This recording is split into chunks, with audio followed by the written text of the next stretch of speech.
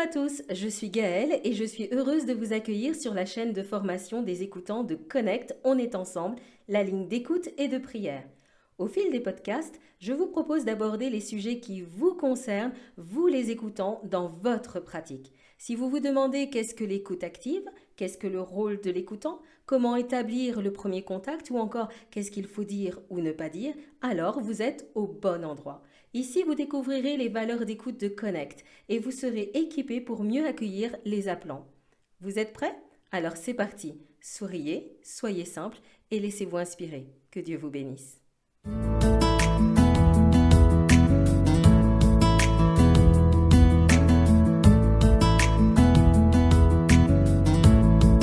Nous avons vu dans la précédente vidéo comment se préparer avant un entretien. Cette fois-ci, je vous propose d'analyser un entretien de l'intérieur et nous allons voir comment se déroule un entretien. On peut en distinguer 3 phases. La première serait la phase de dépôt où l'appelant s'exprime. La deuxième est appelée une phase d'exhortation. C'est le temps où l'on apporte le conseil de la parole de Dieu et où l'on propose la prière. Le troisième temps est la phase de conseil personnel qui serait un conseil de bon sens. Mais voyons ça en détail. La phase de dépôt est une phase très importante parce qu'elle va nous permettre de découvrir l'histoire de la personne et l'objet de son appel. C'est aussi la phase la plus longue de l'entretien puisqu'elle va occuper la moitié du temps de l'entretien. Durant cette phase, la personne va parler, va comme vider son sac, exprimer sa souffrance. Pour nous écoutants, il sera important donc de laisser parler cette personne, de ne pas la couper, de rester silencieux, de ne pas même avoir peur des temps de silence et d'intervenir pendant ces moments-là. La personne peut repartir. Pour lui signifier que vous avez une écoute active, vous pourrez vous exprimer par des « ok »,« je vois ». Mais surtout, il faut attendre la fin du dépôt. Alors, comment reconnaître la fin du dépôt? C'est très simple, puisque la personne va repartir pour un cycle. Ça veut dire quoi? Ça veut dire qu'elle va reprendre son histoire au début ou au milieu, peu importe, mais vous allez retrouver des éléments que vous avez déjà entendus. Et à ce moment-là, eh bien, vous pouvez couper la personne. Oui, je répète, vous pouvez couper la personne, ne pas avoir peur, parce que justement, là, elle reprend son histoire. Et il sera important pour certaines personnes de les aider à en sortir, à sortir du cycle infernal, du cycle sans fin, du ressassement. Et pour ça, on ne va pas le faire n'importe comment, les couper, oui, mais avec une technique qui s'appelle la reformulation. Alors, reformuler, c'est quoi? Eh bien, c'est répéter les mots d'une personne sans les interpréter, sans les analyser.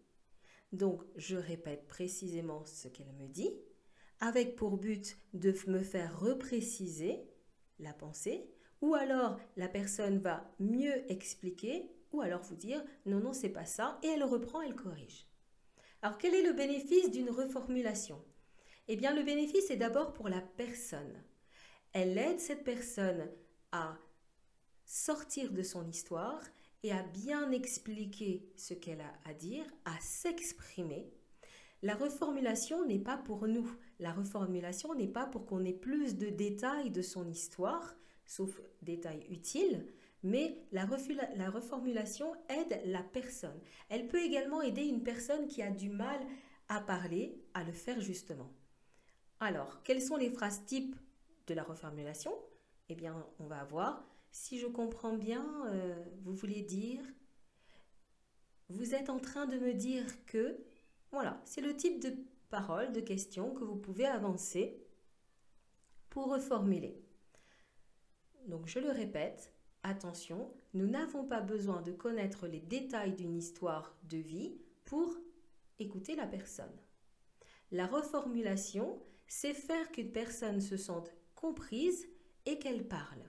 En fait, il est bien important de comprendre que le bien-être apporté à l'autre, c'est une écoute active, bien plus une écoute active que le conseil lui-même qu'on va lui apporter.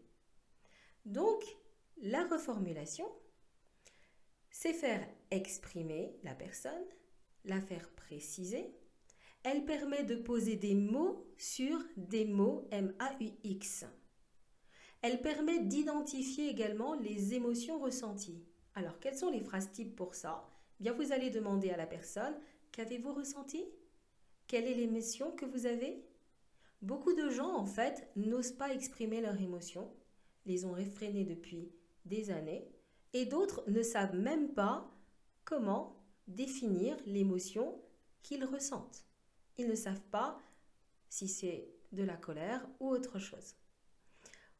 À ce moment-là, on va pouvoir lui proposer une gamme d'émotions et lui poser comme question, vous vous sentez indigné? Vous êtes plutôt en colère? Contrarié? Furieuse? Voilà. Là, je propose à la personne, par la reformulation de ce qu'elle me dit, d'une gamme d'émotions et elle va se situer. Et c'est très important pour chacun de savoir qu'est-ce que je ressens à tel moment. Donc, la reformulation, c'est redire l'idée exprimée par la personne. Si je comprends bien, vous êtes en train de me dire que. 2, c'est la questionner sur le type d'émotion qu'elle a ressenti. Est-ce que vous êtes indigné? Est-ce que vous êtes contrarié? Vous ressentez de la colère? Ou vous êtes plutôt furieuse? On lui propose une gamme d'émotions si elle ne sait pas les préciser. Et 3, la personne confirme, précise ou corrige vos propos. Bref, elle parle et c'est ce qu'on veut, elle s'exprime. La fin de la phase de dépôt vient quand la personne aura déposé son fardeau et identifié ses sentiments.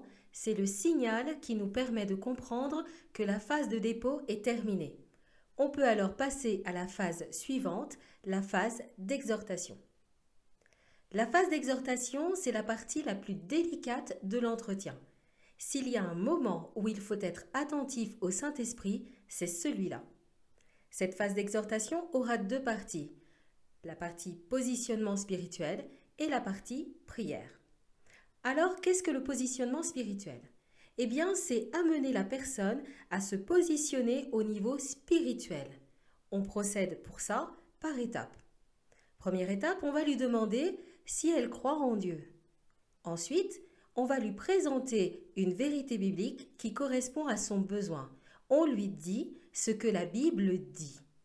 Attention, j'ai bien dit ce que la Bible dit et on ne va pas relater là l'expérience de l'oncle Albert, ni même raconter son propre témoignage personnel. On va lui demander également son accord pour lui lire ce que dit la parole de Dieu sur sa situation. Si la personne est d'accord, on le lit. Si elle ne l'est pas, on ne lit pas la parole. L'écoutant va alors se positionner à son tour avec tact et affirmer sa foi avec douceur.